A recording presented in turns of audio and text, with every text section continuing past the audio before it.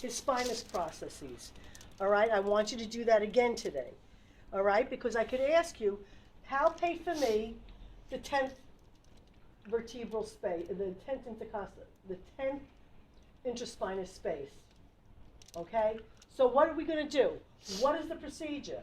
The procedure is, let's get to the spot, to the scapula, because that's the only place we could really tell. All right, so you could put his arm up, find where the inferior angle of the scapula is, bring it back down. Okay, because if you don't bring it back down, that's wrong. All right, come across, and that's T7. All right, that's T7.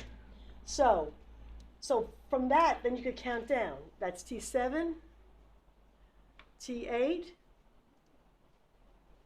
Oh, he's hard. T9. All right, so T8. Look at the difference already in the spacing. Okay. This is T9, T8. Here's T7. All right. Look at this, how it's getting longer. All right. So that's T9, T10, T11, T12. And look at how it's getting smaller again. Now, the other thing I want you to palpate for is the ribs. All right. Now, we're looking at for the floating ribs. I'm sorry, somebody's ticklish. Okay. I'll try to go it easy. Okay. So yeah, put your hands underneath it. All right. So take this part of your hand. In chiropractic, we call this knife edge. Yeah. And oh, I was gonna ask you if you could show us a knife edge. Yeah, knife edge. Okay. Come across. Now,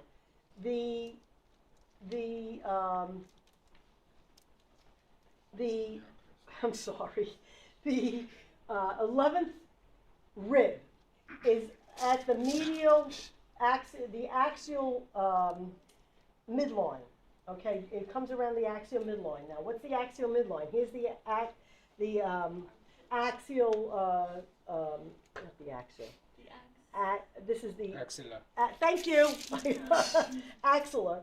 Okay, and it comes midline in the body. Okay, it comes on the coronal plane of the body. All right. So you're going to go back here. Okay, and you're going to palpate. You're going to come across the ribs.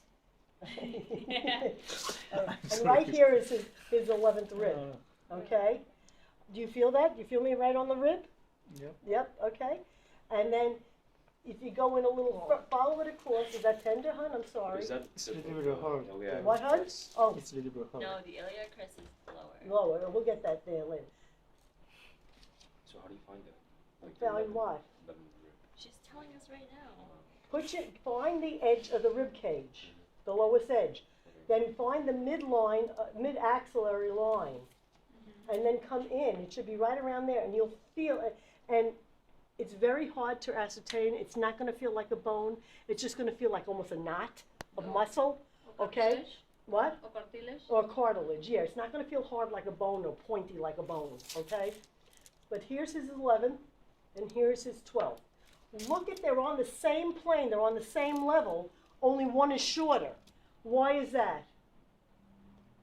The ribs come down on an angle like this. Okay? So they're really on the same level, but one is longer coming to the mid-axillary and the other one comes in further. Okay? Now, right here where his rib cage is, right where the 12th rib is, all right, is where you can find then his quadratus lumborum muscle. Okay? Because it goes up from the 12th rib, it goes down to the iliac crest, and his iliac crest is right here. It goes like this. It's a quadrant angle, triangle. Oh. It goes like that. Oh, okay, I know. All right? Yeah, that's why they call it quadratus. All right? So it's like right here, and if you dig in here, your fingers should stop, and that's the quadratus lumborum. Okay, right there. Okay? Now, also notice, people, the spacing between the rib cage. Everybody thinks the rib cage is much higher than the iliac crest. Start getting some sort of perception of lengths and widths and so forth, because everybody's different again. All right?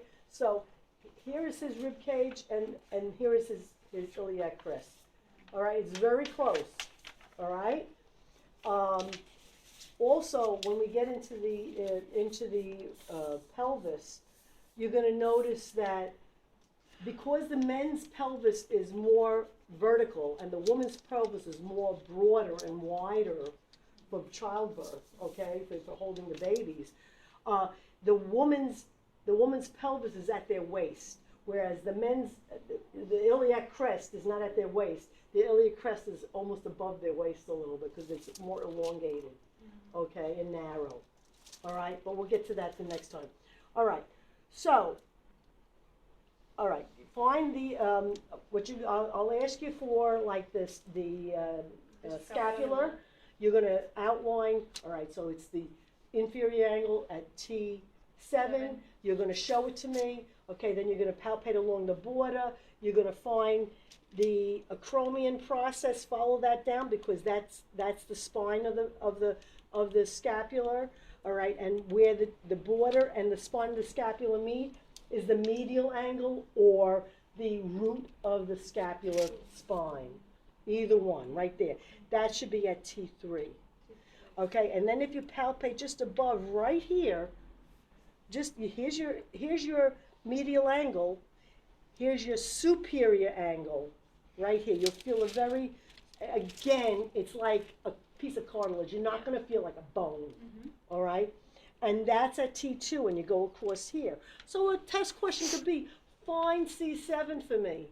How do we find C7? You count up, you find the superior angle, you go over here, you find T2, you count up 1, 2, that's C7. To find C7, you ask him to extend his head and rotate his head, and the spine that moves, if it's moving, that's C7, okay? Yeah, because T1 doesn't move. T1 falls underneath it almost, like, and it doesn't move, right, So okay? what is the difference between 214 and the C7? Do 14 and T7? Yes. It's right under T7. And On C7, not C7, T7. yes. It's right under it. That's why I'm giving you that. Okay? So you know that because it's do 14. That's a Yes. good point. yes. Can you Use repeat it. that? So in order to find C7, you first go to the superior angle, you count up 2 vertebrae, and then you ask him to extend and rotate the head. If it rotates, it's C. It's C7 spinous process. Okay? Now, to check yourself that you're in the right place, and I always say, go back to the inferior angle at T7, because that one is really out there, and you can really find it. And then we can count it. And then you can count up. What I recommend is go to T7 via the inferior angle, count up to 3, check yourself at the root of the spine for 3, and then find the superior angle and go to T2. And then you're sure you're in the right spot. Okay? I don't want to see you going, oh, I'll go here and I'll count up. Because a lot of people make mistakes. All right? This is a way of checking yourself. Until you know your stuff, I need you to do this. Okay? I mean, when you're in your own clinic, do what you want. I don't care. But to do it right now and to know it, because as I said, everybody is the same but different. I know you've already experienced it with different people and palpating different things. Okay? So, now, the only other thing we have to do is go over a couple of the muscles in the back, and that's going to be now, on him you can't really see it. It's more difficult. Can we use another? Yeah, let's use you. Well, come over here.